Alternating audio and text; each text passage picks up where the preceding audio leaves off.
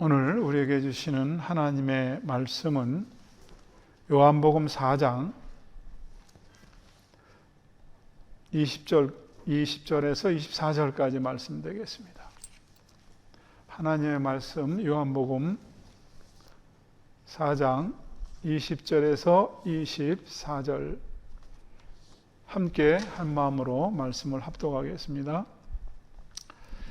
우리 조상들은 이 산에서 예배하였는데 당신들의 말은 예배할 곳이 예루살렘에 있다 하더이다. 예수께서 가라사대 여자여 내 말을 믿으라.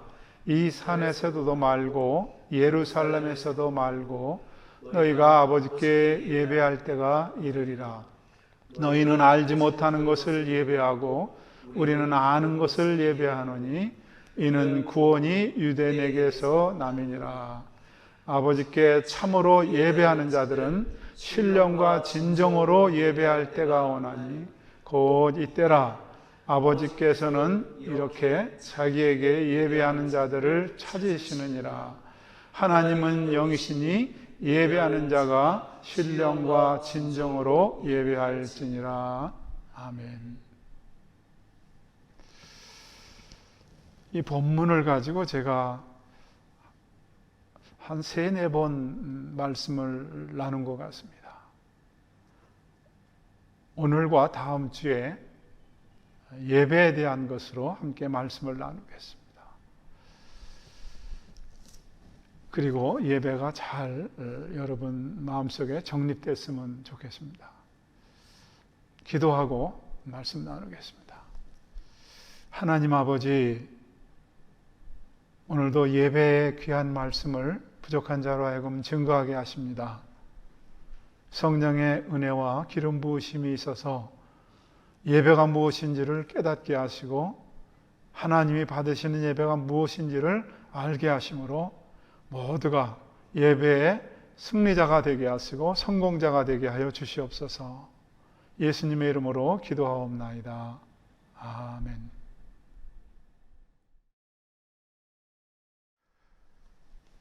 온라인으로 예배를 드리는 경우는 몸이 아파서 병원에서 교회 갈 수 없는 환자인 경우나 주일날 일 때문에 근무 때문에 갈 수 없어서 온라인으로 예배를 드리는 특수한 경우에 예배를 드린다고 그렇게 가르쳤고 우리가 또한 배웠습니다. 그런데 코로나 바이러스로 인해서 우리는 그런 데 해당하지 않는데도 온라인으로 예배를 드리고 있습니다.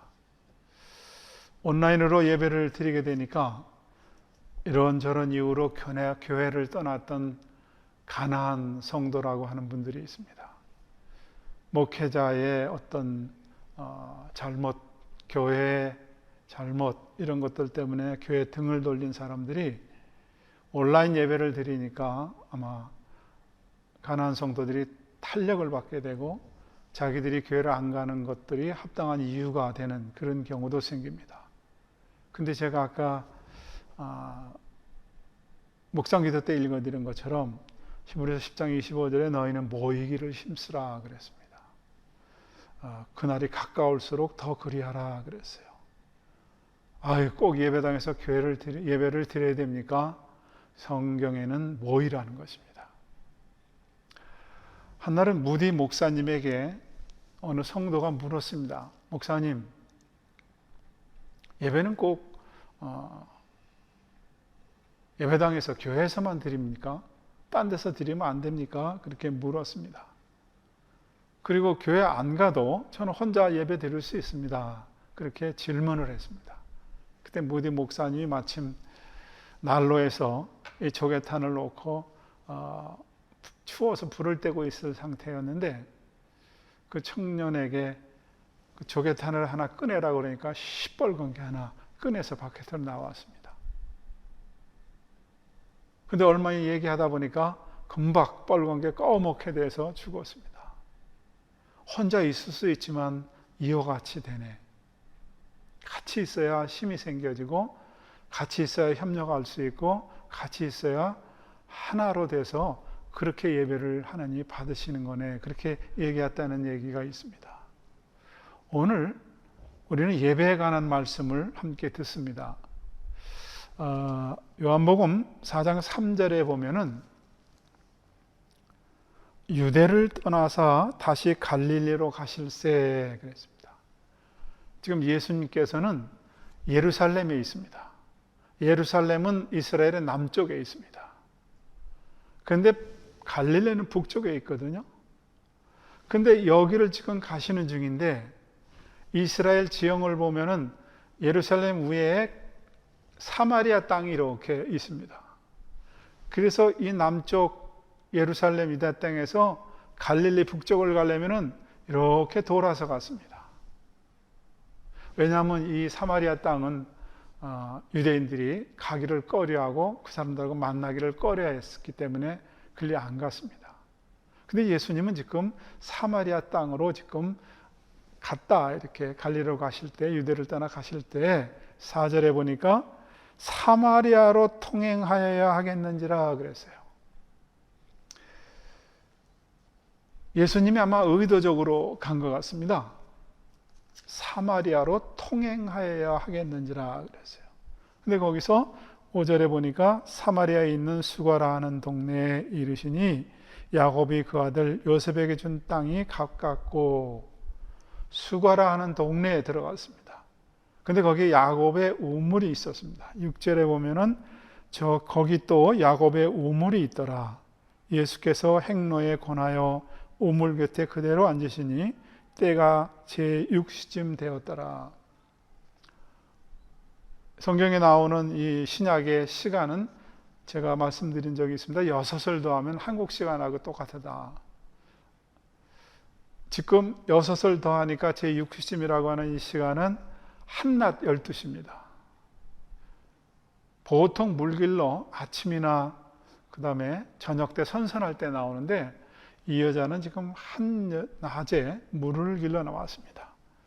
7절에 보니까 사마리아 여자 하나가 물을 길러 왔음에 예수께서 물을 좀 달라 하시니 그 여인에게 예수님이 나한테 물 한 잔 다오 하고 예수님이 청했습니다. 그랬더니 이 여자가 9절에 보면은 사마리아 여자가 가로되 당신은 유대인으로서 어찌하여 사마리아 여자 나에게 물을 달라 하나이까 하니 이는 유대인이 사마리아인과 상종치 아니함이로라 그랬어요. 왜 상종하지 않았습니까? 이스라엘은 우리처럼 나눠졌습니다. 북쪽에는 이스라엘, 남쪽에는 유다. 그런데 이 북이스라엘이 주전 722년에 아시리아 침공을 받아서 점령당하고 그들의 속국으로 있으면서 이 아시아 사람들이 전부 다 피를 섞어놨습니다. 그래서 남쪽 유대에 있는 사람들은 순수한 유대인이 아니다. 그래서 그들과 상종을 하지 않았습니다. 그래서 바로 그 얘기가 이 얘기입니다. 서로 상종하지 않은데 예수님이 물을 청하니까 이 사마리아 여인은 당연한 반응을 보인 겁니다. 어째 나에게 물을 달라 합니까? 그랬어요. 10절 예수께서 대답하여 가라사대 네가 만일 하나님의 선물과 또 내게 물을 좀 달라 하는 이가 누구인지를 알았다면 네가 그에게 구하였을 것이요 그가 생수를 내게 주었으리라 그랬어요. 물을 달라 하는 예수님이 누군지를 알았으면은 오히려 네가 나에게 물을 달라고 했을 거다. 그렇게 얘기를 합니다. 그러니까 이 사마리아 여자가 11절에 여자가 가로되 주여 물기를 그릇도 없고 이 우물은 깊은데 어디서 이 생수를 얻겠사옵나이까 그랬어요. 예수님은 드레박도 없어요. 우물은 깊습니다. 상식적으로 어떻게 물을 풀 수 있습니까? 그래서 어떻게 나한테 물을 줄 수 있습니까? 하고 되물었습니다. 그럴 때 예수께서 13절에 예수께서 대답하여 가라사대 이 물을 먹는 자마다 다시 목마르다 그렇게 말씀하셨습니다. 이거 한 그릇 마셔봐도 또 목마라. 근데 나한테 영원히 목마르지 않는 물이 있다. 14절에 예수님이 말씀하십니다. 내가 주는 물을 먹는 자는 영원히 목마르지 아니하리니 나의 주는 물은 그 속에서 영생하도록 솟아나는 샘물이 되리라 그랬어요. 영원히 목마르지 않는 물이 있다니까 이 여인이 얼마나 좋아하는지 몰라요.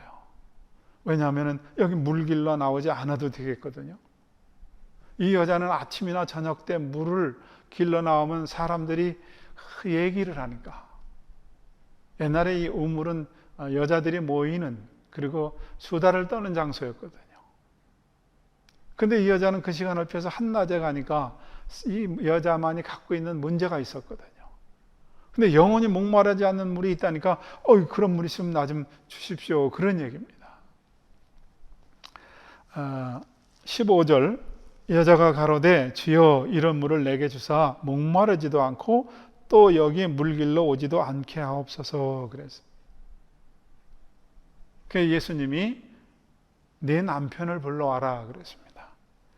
16절 가라사대 가서 내 남편을 불러와라 그랬습니다. 그랬더니 17절 여자가 대답하여 가로되 나는 남편이 없나이다. 예수께서 가라사대 네가 남편이 없다는 말이 옳도다. 정말 남편이 없는 게 아니고 18절에 보니까 네가 남편 5이 있었으나 지금 있는 자는 네 남편이 아니니 네 말이 참되도다 그랬어요. 여러분, 이 여자의 그 남편이 5명이 있는데도 자기 남편이 아니고 현재도 한 남자와 사는데 이 남자도 남편이 아니라는 거 보니까 참 힘들고 어려운 생을 살았던 사람입니다. 그래서 한낮에 물을 더울 때 길러 나왔습니다. 그래서 이 여자의 과거를 한 번에 쭉 다 예수님이 말씀하시니까 이 여자가 버뜩 무슨 생각이 들었냐면 이분은 선지자구나, 그렇게 얘기를 합니다. 19절 여자가 가로되 주여 내가 보니 선지자로서이다. 전혀 모르는 사람이 자기에 대한 모든 것들을 상소세히 알고 있으니까 선지자구나. 거기서 끝난 게 아니라 이 사마리아 여자는 평소 궁금했던 것을 질문을 합니다. 만약 당신이 선지자라면 예배에 대해서 알려주세요. 그래서 오늘 본문 내용이 질문으로 나온 겁니다. 20절 우리 조상들은 이 산에서 예배하였는데 당신들의 말은 예배할 곳이 예루살렘에 있다 하더이다. 사마리아 여인이 말하는 이 산에서 북이스라엘 사람들은 예배를 드렸는데 이 산의 이름이 그리심산입니다. 이 그리심산은 어디냐면은 여러분 아브라함이 하나님의 명령을 받고 하란을 떠나서 적과 꿀이 흐르는 땅으로 옮겼을 때 거기에 정착한 세겜 땅이 바로 이 땅입니다. 그리고 이삭을 번제로 바칠 때에 그 모리아산이 바로 이 그리심산이라는 겁니다. 뿐만 아니라 모세가 하나님의 명을 받아서 이스라엘 백성들을 출애굽할 때 하나님이 축복을 선포한 산도 바로 이 그리심산입니다. 여기 성경을 하나 찾아보겠습니다. 신명기 11장 29절에 보면은 내 하나님 여호와께서 내가 가서 얻을 땅으로 너를 인도하여 들이실 때에 너는 그리심산으로 산에서 축복을 선포하고 그랬어요. 모세를 통해서 이 땅으로 인도할 때 그리심산에서 축복을 선포하라 그랬어요. 그러니까 믿음의 조상 아브라함이 정착했고 모세를 통해서 다시 출애굽해서 온 이 땅, 이 산에서 축복을 선포하라 그랬어요. 신명기 27장 12절에도 보면은 너희가 요단을 건넌 후에 시므온과 레위와 유다와 이사갈과 요셉과 베냐민은 백성을 축복하기 위하여 그리심산에 서고 그랬어요. 이러한 이유로 북이스라엘은 이 그리심산에서 예배를 드렸습니다. 그런데 남유다 사람들은 여기서 예배를 드리지 않는 거예요.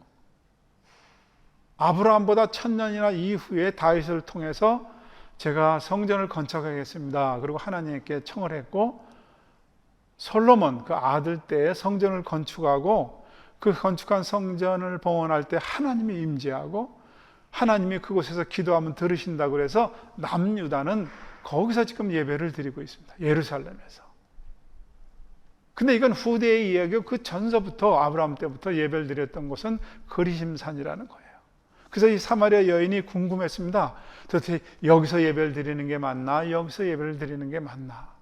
하고 장소에 대한 질문을 했는데 21절에 예수께서 가라사대 여자여 내 말을 믿으라. 이 산에서도 말고 예루살렘에서도 말고 너희가 아버지께 예배할 때가 이르리라 그랬어요.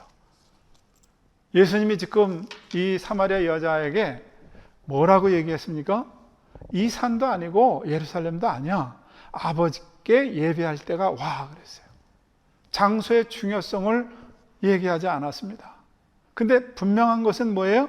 아버지께 예배할 때가 온다는 거예요. 예배 대상은 분명히 정해졌습니다. 누구에게? 아버지 하나님께 예배를 한다는 거예요. 어떻게 예배를 드리는가?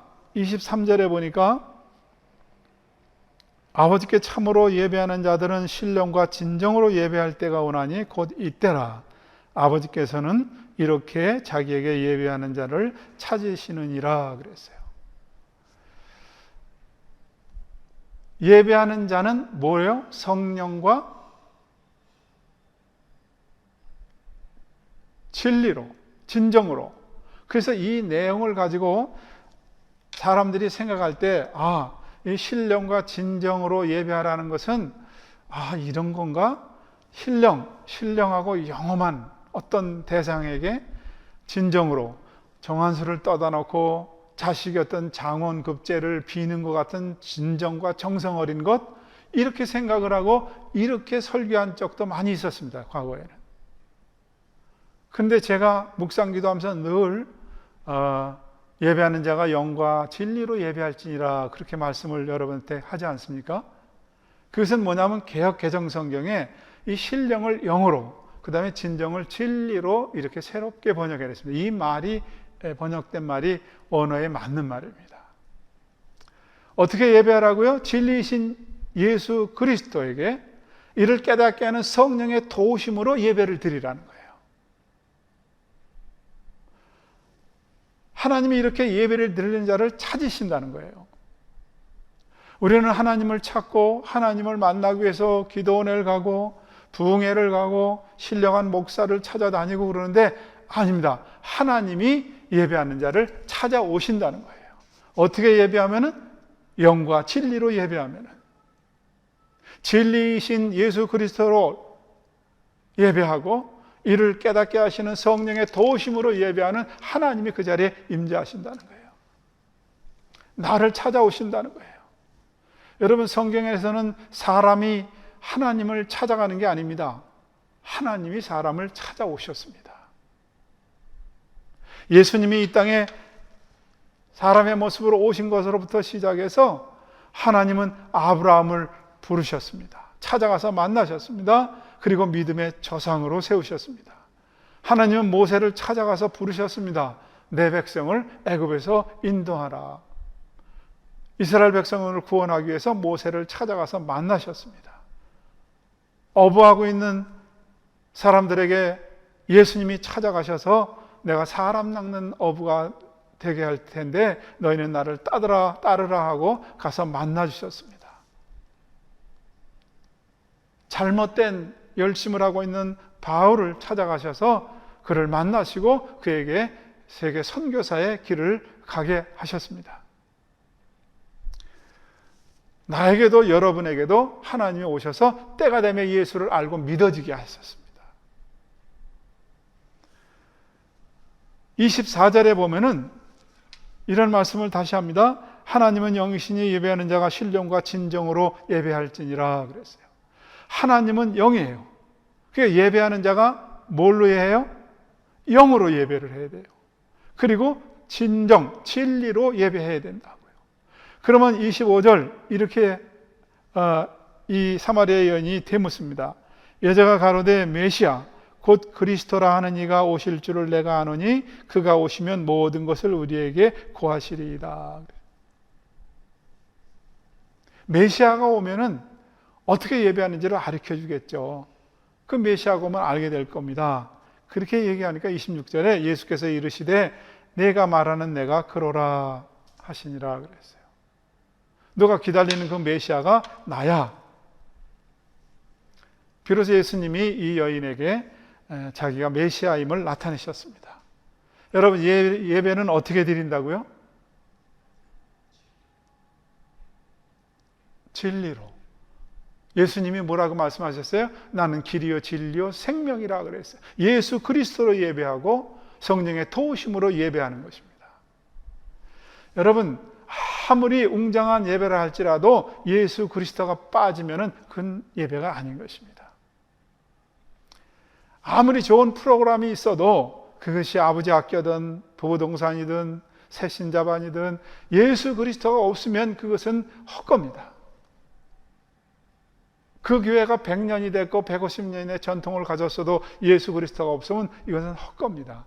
아무리 사람이 많이 회집되어 있어도 예수 그리스도가 없으면 헛겁니다. 저는 지난 4월 달에요, 한 대형교회에서 유튜브에 올라온 것을 보고 참 마음이 착잡하고 먹먹했어요. 그 초대형 교회는 10만 명이 된다 하는데 부활절에 코로나 바이러스로 예배를 올 수가 없으니까 그 목사님이 성도들의 사진을 그 의자에다 다 진열해 놓고 예배를 드렸습니다. 성도들은 나를 위해서 이렇게 하나보다 그런 생각이 들지 모르겠는데 참 이렇게도 예배를 드리는가 하는 생각을 가졌어요. 제가 한국에 가서 수능 합격 40일 새벽 기도에 진급 합격 40일 기도에 그 포스터나 프랭카드를 읽을 때만큼 먹먹했습니다. 예수 믿는 건 이런 거 하려고 그러나 하는 생각이. 제가 한국에 나갔을 때 한 중형교회 가서 설교할 기회가 있었습니다. 장안평에 있는 교회인데요. 근데 예배를 이제 드리기로 해서 예배 전에 이제 가 있는데 전화가 왔어요. 그래서 그 목사님이 전화를 받았는데 한 정당의 원내대표가 그 지역구에 국회의원으로 나갈 후보와 함께 예배에 참석하겠다는 연락이 왔어요. 왜 예배를 오는 겁니까? 국회의원 당선되기 위해서 인사하고 표를 얻으려고. 이렇게 예배에 온 사람들은 또 바쁘다고 예배 중간에 나갑니다. 도대체 뭐를 예배하는 건지 모르겠습니다. 예배 장소에 대한 질문을 하셨는데 예수님은 예배의 본질에 대한 대답을 하십니다. 이 사마리아 여인은 이런 예수님과의 대화 속에서 인격적인 만남을 합니다. 그리고 이 여자가 변합니다. 28절, 29절 오늘 요한복음 4장 28절, 29절에 보면은 여자가 물동이를 버려두고 동네에 들어가서 사람들에게 이르되 나의 행한 모든 일을 내가 말한 사람을 와서 보라. 이는 그리스도가 아니냐 있습니다. 비록 삶은 고달프게 살았고 힘들게 살았지만 주님을 만나고 나니까 물길러 왔던 물동이를 내어 던지고 이 사람은 가서 내가 그리스도를 만났다고 동네 사람에게 전하는 사람으로 바뀌었습니다. 여러분, 사람은 변할 수 있는 것은 주님을 인격적으로 만나야 변합니다. 인격적인 만남이 있어야 삶이 바뀌고 가치관이 바뀝니다. 그런 사람만이 참된 예배를 드릴 수 있습니다. 참된 예배는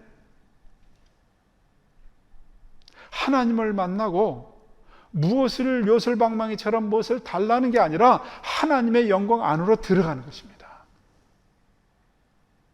참된 예배는 하나님의 임재를 경험하는 거예요. 참된 예배는 예배 속에서 임재하시는 하나님의 파루시아를 내가 느끼는 거예요.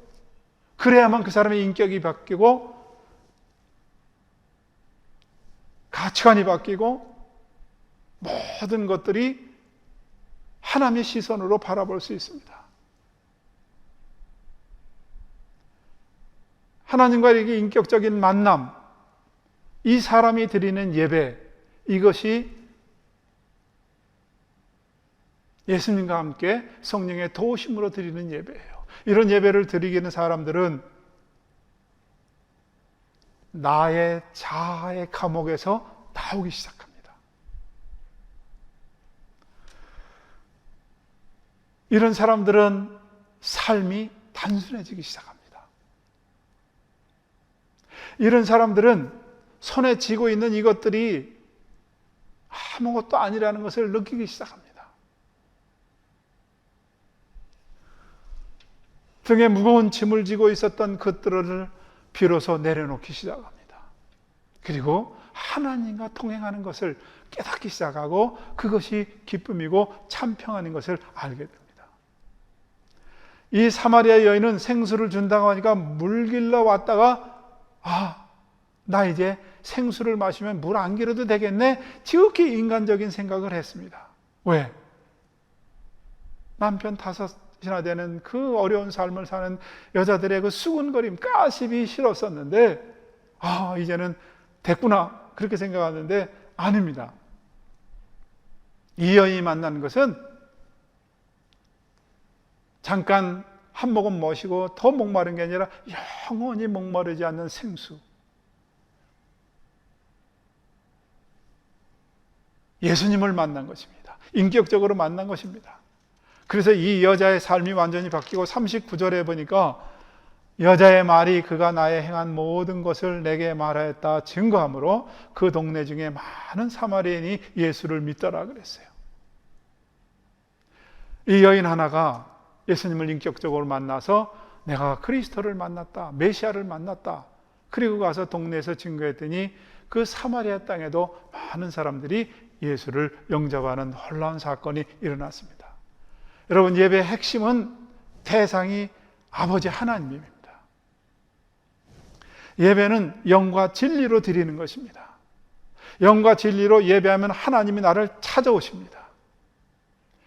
그 예배의 장소에 하나님이 오십니다. 그리고 이 연의 아픈 과거, 그런 것들이 문제가 되지 않습니다. 다 치유가 되고 다시 자신감이 생겨나고, 그리고 이제 내가 메시아를 만났다고 가서 증거할 수 있는 것입니다. 하나님이 찾으시는 예배, 하나님이 받으시는 예배, 정리해 봅니다. 첫 번째는 내가 그리스도인이니까, 교회 다니는 교인이니까, 주일이니까 의무적으로 가야지. 내가 그리스도인이고 교회 다니는 교인이니까 주일 안 지키면 안 되잖아. 혹시 주일 안 지키고 놀러 가면 타이어 펑크 나고 재수없는 일 생길까 봐. 아니면 예수 믿으니까 나 소원 이루게 해달라고 해서 기도해야지. 이런 거는 예배가 아닙니다, 여러분. 반쪽 예배가 있습니다. 오늘 주일날이니까 하나님께 모든 영광을 돌리러 가기 위해서 오늘 예배드리러 가야지. 하나님께 감사드리러 가야지. 이것도 반쪽 예배밖에 안 됩니다. 왜 그런지 아십니까? 종교 개혁 후에 예배라고 하는 것은 개혁교회가 모여서 예배를 드리고 다시 세상으로 파송하는 게 예배였습니다. 모여서 하나님께 모든 예배를 드립니다. 그리고 다시 세상으로 6일 동안 파송하는 거예요. 그래서 6일 동안 세상에 가서 승리하십시오. 세상에서 하나님의 영광을 드러내십시오. 그렇게 예배 드리는 게 여러분 뭐라고요? 이것이 예배예요. 개혁교회의 예배였습니다. 그런데 언젠가부터 이 세상으로 파송하는 예배가 없어졌습니다. 그리고 모여서 예배드리는 걸로만 끝났습니다. 여러분, 세상에서 6일 동안 살아서 승리하는 거, 그 6일간 부부간에 아니면 반칙해야 되는 세상 속에서도 내가 반칙 안 하고 끝까지 말씀으로 승리하고, 이런 것들을 모아서 가지고 와서 하나님께 드리는 게 예배인 것입니다. 이것이 개혁교회 예배인 것입니다. 세상으로 파송하지 않는 교회 안에서만 있는 예배, 이건 반쪽 예배인 것입니다. 오늘 제가 드리는 이 말씀을 통해서 우리는 예배를 완전히 회복하기를 바랍니다. 예배를 통해서 모든 영광을 하나님께 돌리고 나갈 때 축도를 통해서 여러분이 세상으로 파송받아서 그 섬기는 지역에서 여러분이 승리하는 것입니다. 거기서 그리스도의 그 모습을 드러내고 사는 것입니다. 이렇게 사마리아 여인처럼 이렇게 하는 것까지가 온전한 예배입니다. 오늘 말씀을 통해서 여러분들 예배의 대상은 하나님 아버지입니다. 예배를 드리는 것은 나의 어떤 노력으로 드리고 아니면은 내가 그리스도인이니까 가서 예배를 드려줘야 되는 것, 이런 것들은 예배가 될 수 없습니다. 하나님께 모든 영광을 돌리고 하나님께 가서 감사해야지, 이거 좋습니다, 반밖에 안 됩니다. 나머지 반은 세상에 파송해서 유기를 승리하고 이것을 가져올 수 있는, 그래서 모든 영광을 다시 하나님께 삶으로 돌릴 수 있는 이런 예배자를 하나님이 찾으십니다. 그런 예배자를 찾으면 여러분 모든 것이 달라집니다. 그렇게 찾고 싶어하는 하나님이 오셔서 여러분 가운데 계십니다. 이런 예배 승리자가 다 될 수 있기를 주님의 이름으로 축원합니다. 기도하겠습니다. 하나님 아버지, 예배를 드릴 때에 영과 진리로 예배를 드려야 된다는 이 귀한 말씀을 우리에게 해주심을 감사합니다. 예배 드리는 모든 사람들이, 모든 성도님들이 예수님을 인격적으로 만나도록 축복하여 주시옵소서. 예배가 끝나고 나면 세상으로 파당받았다는 것을 기억하게 하여 주시옵소서. 세상에 파송받아서 6일 동안 승리하고 그 승리로 하나님 앞에 그 열매를 가지고 나와 예배하는 우리 모두가 되게 하여 주시옵소서. 예수님의 이름으로 기도하옵나이다. 아멘.